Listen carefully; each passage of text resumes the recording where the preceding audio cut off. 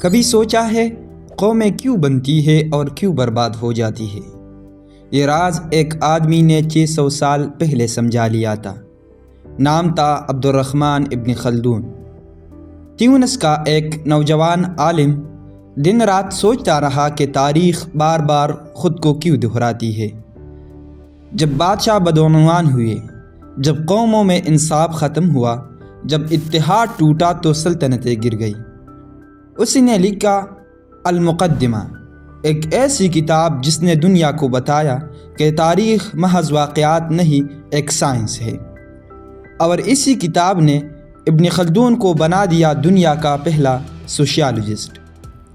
ابن خلدون نے کہا تھا، قومیں تب زوال پذیر ہوتی ہے جب ان کے اندر سوچنے والے ختم ہو جائے۔ آج کے دور میں شاید ہمیں پھر کسی ابن خلدون کی ضرورت ہے، جو ہمیں یہ یاد دلائے کہ تبدیلی تلوار سے نہیں، سوچ سے آتی ہے۔